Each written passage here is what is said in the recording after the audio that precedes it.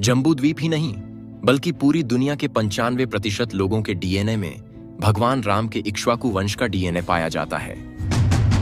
ब्रह्मा से मरीचि, मरीचि से कश्यप, कश्यप से विवस्वान और विवस्वान से उत्पन्न हुए वैवस्वत मनु ही फर्स्ट ह्यूमन ऑन अर्थ, यानी कि धरती के पहले मनुष्य थे। वैवस्वत मनु से उत्पन्न हुए राजा इक्ष्वाकु इस जम्बूद्वीप के ही नहीं, लेकिन पूरी पृथ्वी ग्रह के प्रथम राजा थे। शायद आपको पता नहीं होगा, लेकिन जम्बूद्वीप का दूसरा नाम सुदर्शन द्वीप है और उसे चंद्रमंडल यानी मून ऑर्बिट से देखा जा सकता है।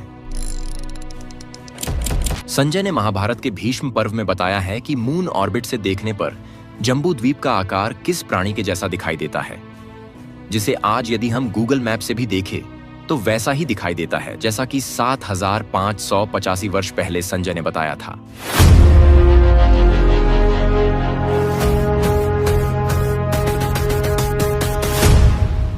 दोस्तों, हम जम्बूद्वीप की बात करें और यह बात ना जानें कि जम्बूद्वीप में और पूरी पृथ्वी पर मनुष्य आए कहां से, तो हमारी जानकारी अधूरी रहेगी।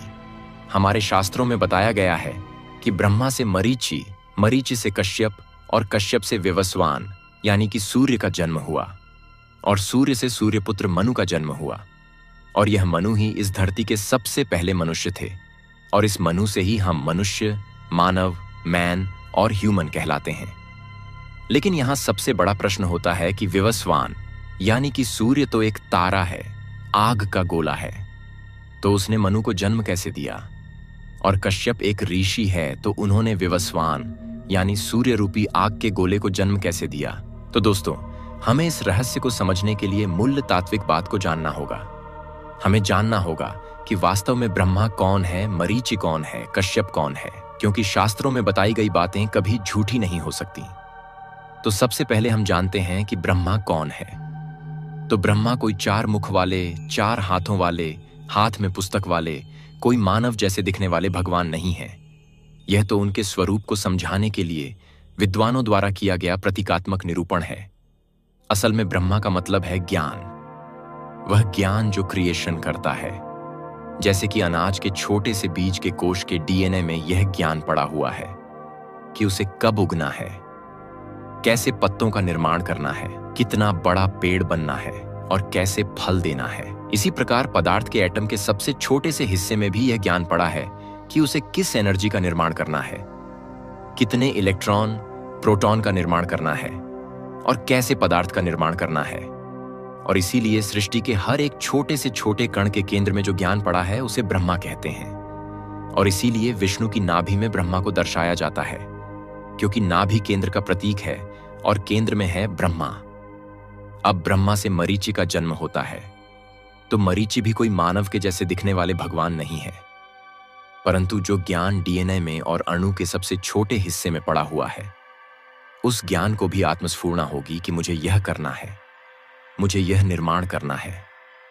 इस ज्ञान प्रकाश को, ज्ञान की किरण को मरीचि कहा जाता है और इसीलिए मरीचि को ब्रह्मा का मानस पुत्र कहा जाता है और मरीचि को भी प्रजापति ब्रह्मा भी कहा जाता है। और इसी ज्ञान प्रकाश से जन्म लेते हैं कश्यप।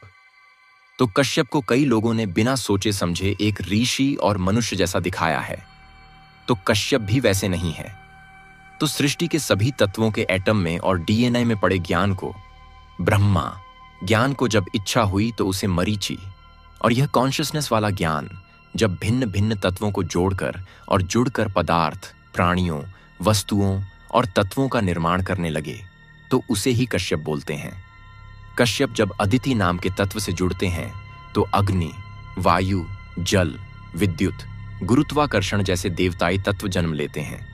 और यह तत्व देवता इसलिए है क्योंकि यह तत्व सृष्टि के लिए सहायक है और सृष्टि के संतुलन को बनाए रखते हैं। और जब कश्यप दिति नाम के तत्व से जुड़ते हैं तो असुर प्रकट होते हैं जो सृष्टि के निर्माण को डिस्टर्ब करते हैं। यह असुर भी कोई 2 सिंगों वाले, मनुष्य जैसे दिखने वाले विचित्र प्राणी नहीं है, लेकिन ऐसी शक्तियां या फोर्स है जो सृष्टि के निर्माण को चैलेंज करते हैं या डिस्टर्ब करते हैं। कश्यप को भी ब्रह्मा और प्रजापति कहा जाता है। कश्यप ही सभी जीवित और निर्जीव चीजों के पिता हैं और कश्यप ने ही पृथ्वी को, ग्रहों को, आकाशीय पिंडों को और सूर्य को उत्पन्न किया, या कहे कि जन्म दिया। अब सूर्य ने मनु को कैसे जन्म दिया? तो क्या बिना सूर्य के जीव सृष्टि संभव है?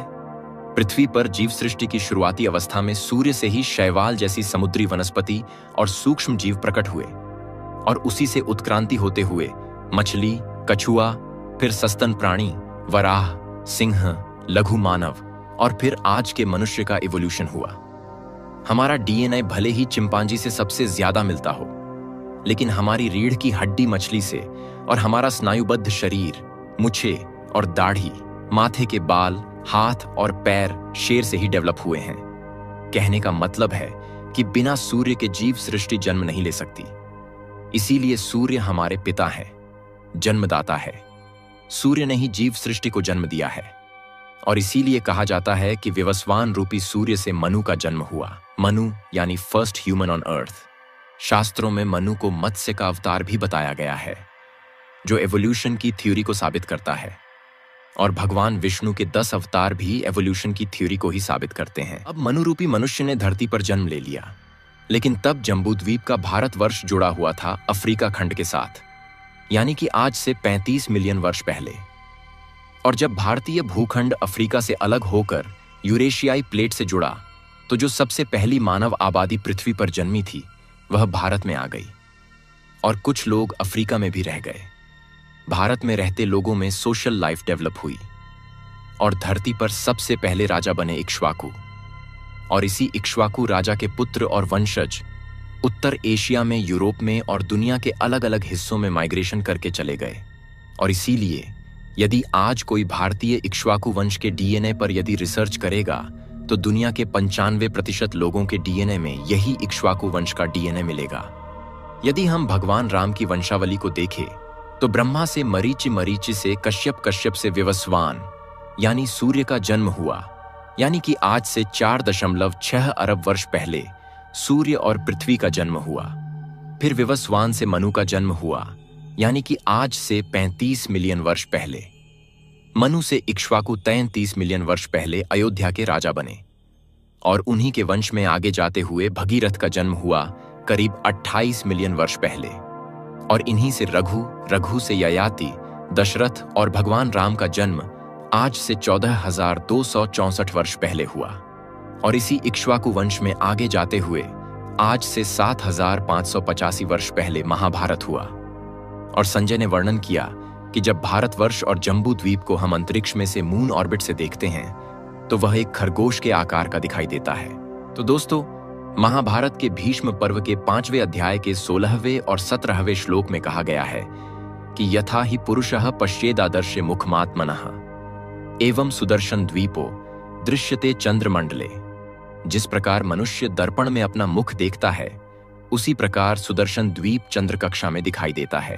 चंद्रमंडल से देखने पर जम्बू द्वीप, जिसे सुदर्शन द्वीप भी कहा जाता है, क्योंकि अंतरिक्ष से यह अच्छी तरह से दिखाई देता है, इसीलिए इसे सुदर्शन द्वीप कहा जाता है। और यह जम्बू द्वीप महान शश यानी खरगोश की तरह दिखाई देता है। तो यदि हम इस जम्बू द्वीप को यानी एशिया महाद्वीप को देखते हैं तो क्या यह हमें खरगोश की आकृति के जैसा दिखाई देता है?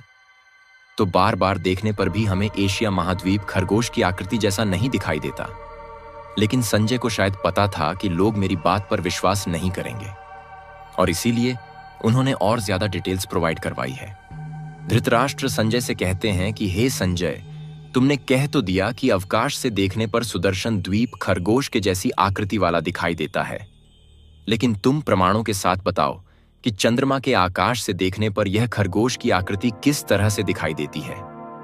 तब संजय कहते हैं कि हे राजन, आपने जो मुझसे इस शशकृति यानी खरगोश के जैसी आकृति के विषय में प्रश्न किया है, उसका वर्णन करता हूं, सुनिए। पहले जो दक्षिण और उत्तर में स्थित भारत और ऐरावत नामक 2 द्वीप बताए गए हैं, वे ही दोनों उस शश खरगोश का पिछला भाग हैं।